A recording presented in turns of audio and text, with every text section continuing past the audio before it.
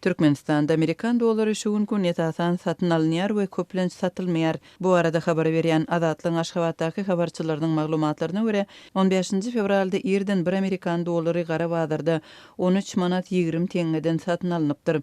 Dollar yurt boýunça 13 manat 20 teňňeden satyn alynýar edilşugün. Satyn aljak adamlara da beren oklar sebäbi dollaryň gymmatlaryna garaşýarlar diýip Aşgabatlyk habarçymyz aýtdy. Günüň dowamında amerikan dollarynyň gara bazardaky narhynyň aşaklap 11 we 11,12 manada düşenligini Azatlygyň ýene bir çeşmesi habar berdi. Şol bir wagtda ýurdun demir gazygynda Daşoğuz vilayatynyň Özbegistan bilen serketleşýän käbir etraplarynda 15 fevralda irden bir amerikan dollarynyň has pes bahadan satylan Azatlygyň Daşoğuzly çeşmesi habar berdi. Onuň maglumatyna görä penşenbe güni Daşoğuz vilayatynyň Görogly etrafynda bir amerikan dollary 6 türkmen manadyna satylypdyr. Şol bir wagtda Türkmenistanda daşary ýurt valutasynyň resmi derejede ketkitlenen kursy bir amerikan dollary 3,5 manat derejesinde durnukly görnüşde saklanýar. Mundan bir gün odaly 14 fevralda Daşoğuzda amerikan dollarynyň gara bazardaky bahasynyň käbir ýerlerde irden 6 manat derejesinde pese düşüp, onuň bahasynyň günüň dowamında bir näçegedek üýtgäp günüň aýagynda 10 manada ýetenligi habar berilipdi. Geçen hepdäniň aýagynda Türkmenistanda bir amerikan dollarynyň gara bazardaky bahasy rekord derejesinde galyp 15 manada ýetipdi.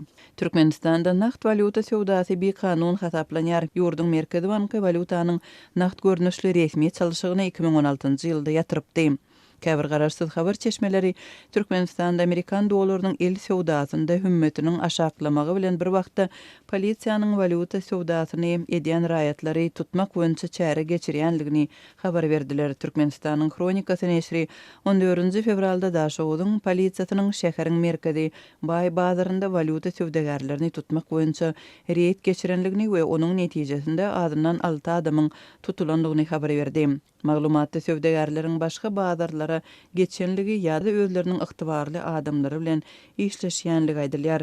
Azatlyk radiosynyň Aşgabatdaky habarçysynyň sözlerine görä, paýtagtda bir resmi valuta sowdasyny edýän sowdagarlar amerikan dollaryny esasan öýlerinde ýa-da belli bir dukanlarda alyp satýarlar.